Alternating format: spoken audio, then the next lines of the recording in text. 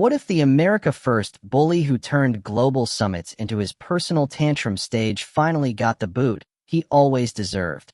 Boycotting the G20 in South Africa over a debunked white genocide fever dream only to watch the G19, minus his drama queen delegation, issue an unprecedented opening day declaration of multilateralism that delivers a not-so-subtle middle finger to his go-it-alone isolationism that left him seething on Truth Social, while leaders like Cyril Ramaphosa, Keir Starmer, and Alexander Stubb toasted a world better off without the chaos. Imagine Donald J. Trump, the 79-year-old stable genius who bragged about his very good relationship with dictators while dodging diplomacy like a draft notice, reduced to a raging irrelevance as the G20's first African host declares the U.S. absence a blessing in disguise, allowing constructive conversations without his golfing interruptions and Putin bootlicking, all while his peace in Gaza crumbles with 26 Palestinians, including 3 children, slaughtered in ceasefire strikes that expose his deal as the delusion it always was. And here's the satirical gut punch that should gag every MAGA sycophant. As Trump fumes from Mar-a-Lago about trillions invested and inflation falling, the world forges ahead without him. Ramaphosa vowing to strengthen the G20's credibility, Finland's Stubb preaching rules over deals, and Australia's Albanese insisting multilateralism supports Australian jobs, proving once and for all that America's emperor has no clothes, no allies, and no clue. His boycott a self-inflicted exile that turns the U.S. into the global toddler tossed from the sandbox. America, this isn't leadership. It's a lonely tantrum in a gilded bunker, a paranoid pariah's party where the guest list shrinks daily, and the only thing multilateral about Trump is his multilateral failures, from Ukraine's Russian surrender scam to Gaza's ghost ceasefire, leaving the world to whisper, "Good riddance," as they get on with governing grown-up. The Johannesburg Jamboree that kicked off on November 22, 2025, the G20's inaugural bow on African soil, hosted by Cyril Ramaphosa in a Sandton Convention Center shimmering with the promise of solidarity, equality, and sustainability, should have been a triumphant tableau of global goodwill, a stage where 85% of the world's economy hashed out climate financing, debt relief, and critical minerals amid the drumbeat of traditional Zulu dancers and honor guards on horseback. Instead, it became a masterclass in multilateral middle fingers, a 48-hour roast of the absent American autocrat whose boycott over a far-right fever dream of white genocide in South Africa, debunked so thoroughly it's practically a punchline, left the G19 to declare victory from the starting gun, issuing an opening day communique that screamed, "We're better without you," louder than a Ramaphosa rebuke. Trump, ensconced in his Mar-a-Lago man cave, fired off a Friday fusillade on Truth Social. It is a total disgrace that the G20 will be held in South Africa. Afrikaners are being killed and slaughtered, and their land and farms are being illegally confiscated. No U.S. government official will attend as long as these human rights abuses continue. Human rights abuses? From the man who greenlit MBS's Khashoggi carve-up with a shrug, things happen, and handed 35 jets to a kingdom that bankrolled 9/11 whispers? The hypocrisy howls like a hyena in heat, a debunked delusion peddled since May's Oval Office ambush on Ramaphosa, where Trump ambushed the South African president with Reuters videos from Congo mislabeled as genocide evidence, Ramaphosa retorting with pointed poise. If there was Afrikaner farmer genocide, I bet you these 3 gentlemen would not be here. Gesturing to white South African luminaries Ernie Els, Retief Goosen, and Johan Rupert, South Africa's richest man. Ramaphosa, that unflappable statesman with a smile sharper than a stiletto, didn't just swallow the slight. He spat it back with surgical precision, turning Trump's tantrum into a teachable moment for the ages. In his opening remarks, the South African president didn't name-drop the no-show narcissist, but the subtext sang like a Soweto choir. This G20 Leaders Summit has a responsibility not to allow the integrity and the credibility of the G20 to be weakened. In fact, from this summit, we should have a sense that the G20 has been strengthened. Strengthened? Without the drama king who turns every photo op into a fiasco, every handshake into a heist, Dr. Oscar Van Heerden, the Stellenbosch scholar and G20 whisperer, nailed it on Sky News. Having Trump not here was the best thing. We could actually have constructive conversations. We could work together. Blessing in disguise? More like exorcism executed with elegance. The G19 forging consensus on climate cash, debt dousing, and mineral mandates while Trump tees off with Jack Nicklaus at Joint Base Andrews, restoring the president's golf course, like a 19th hole Napoleon rebuilding his empire one bunker at a time. Ramaphosa's masterstroke? Issuing the joint declaration on day one, a procedural power play that bypassed the usual endgame haggling, affirming multilateralism can and does deliver as a direct dagger to Trump's go-it-alone gospel, a message of hope and solidarity that sidestepped the U.S. shadow entirely. The world's response was a symphony of schadenfreude, a global group hug that squeezed Trump out like the unwanted uncle at a family reunion.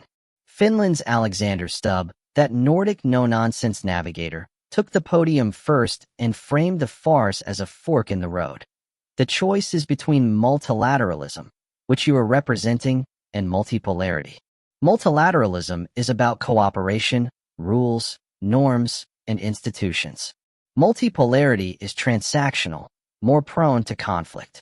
Spoken like a man who's seen Trump's deals devolve into disasters, from Ukraine's Russian surrender scam, Crimea ceded, Donbass dismembered, Kiev's army emasculated in a 28-point poison pill cooked with Putin's purseman Kirill Dmitriev, to Gaza's ghost ceasefire, where Israel slaughters 26 Palestinians yesterday, including 3 children, Hamas roaring no truce, as Netanyahu's no two-state stubbornness sustains the slaughter. Stubbs' plea for reformed post-war pillars, distribute power in a world that exists today, not 1945, was a velvet-gloved slap at America's absentee arrogance, the Nordics' G10 just a jab at the G1 gone rogue.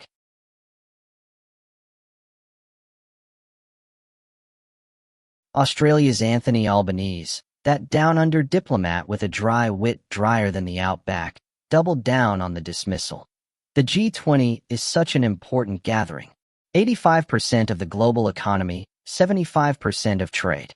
It's important for us to engage because 1 in 4 Australian jobs depends on it. Engage. Without the engagement ring of U.S. ego? Ramaphosa's retort to Trump's refugee ruse, prioritizing Afrikaners for fast-track flight while capping overall admissions at record lows, was a masterstroke of measured mockery. Boycotts never really work. Indeed, the G19's swift solidarity on debt relief for the global south, critical minerals for green transitions, and climate catastrophe countermeasures flowed freer without Trump's fossil-fueled filibusters. The African Union's debut as full member a defiant drumbeat drowning his disgraced dirge. Satirical sting, the dealmaker who decried multilateralism as globalist grift, now globalizes his grievance, boycotting a summit on solidarity because South Africa's land reforms, expropriation without compensation for apartheid's stolen soil, trigger his white grievance wet dream, a genocide, gaslight debunked by every fact-check from Al Jazeera to NPR, where Afrikaner groups like Solidarity themselves slam the slur as dishonest and harmful. Trump's May ambush on Ramaphosa, flashing fake Congo clips as proof, backfired into farce. Ramaphosa's quip about white golfers Goosen and Els still golfing free, a golly gee rebuttal that left Trump teeing off in tantrum. Emotional eruption. This isn't diplomacy.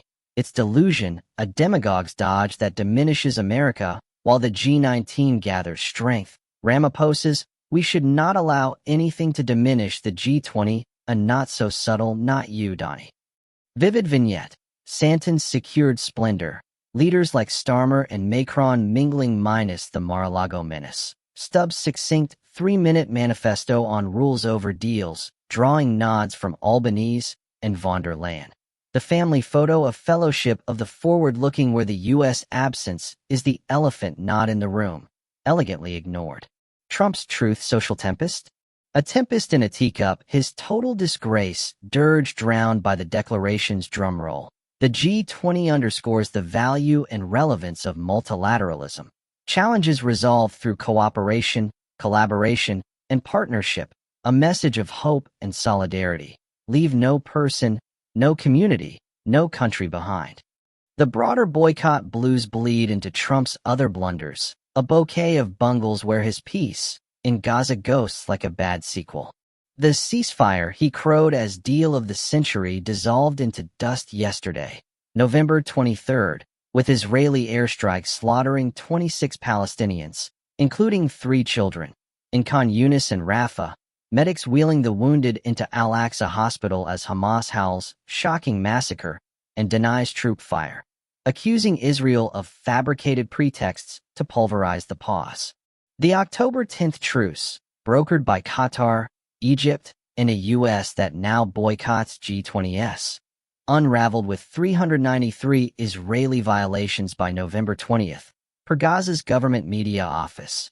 Air raids, artillery barges, sniper shots across the yellow line, killing 280 since pause, 672 injured, 571 bodies from rubble, averaging 7 dead daily in a ceasefire that ceased to cease fire. Netanyahu's office blames Hamas for blatant violations, but the numbers narrate the narrative. IDF's Rafah raids raise terror targets, but collateral crushes civilians, the fragile freeze fracturing under the weight of unwritten withdrawals and unreturned hostages. 3 bodies still held, heavy equipment denied for recovery. Satirical supreme, Trump's peace, a pixie dust placebo. Hamas reasserting without disarmament. Netanyahu nixing 2 states while settlements sprawl. The deal, and signed by either side, yet touted as triumph. 26 dead yesterday, the latest ledger line in a ledger of lies. Emotional elegy, Gaza's ghosts. 2 kids daily since truce, per UNICEF. Haunt the headlines, 67 minors, conflict-related casualties in 6 weeks, a rate rivaling war's wrath. As WHO's Rick Peppercorn laments, people still get killed, in a pause that pulses with peril. Ukraine's ulcer festers further, Trump's 24 hours, a 24-month mirage of massacre, his Russian ratified surrender scheme, Crimea codified, Donbass dismembered, Kiev's forces fettered, smoked out in Istanbul's no-show, Witkoff the wallflower wilting under Zelensky's European entourage, Dmitriev's DC dalliances, Putin's purse-man peddling petition, yielded the 28-point toxin, but Zelensky's Geneva gathering with the coalition of the willing, Macron, Starmer, Albanese, sans Orban's outlier, counters with borders not changed by force, a bulwark against the bully's blueprint. Rubio's retcon, misunderstanding, we rejected it, rings hollow as Trump affirms our plan, a Google Translate graft of Moscow's maximalism. Vivid villainy, the Oval at odd hours, Trump thumbing tantrums as Turnipil tolls toll, 26 dead in dawn's dark, 3 small souls snuffed in sleep. Satirical sting, the bone spur brave, broker's betrayal, deal art, doodle disaster, Ukraine's unyielding ultimate up yours. The tapestry tantrums, G20 ghosting, Gaza ghosts, Ukraine ulcer, self-portrait sabotage, strongman, statue crumbling clay feet. Midterms muster masses, Democrats turn out torrent Trump's tyranny. Twilight tantrums times thief claims thief-in-chief. Golden age? Gilded grift's grave.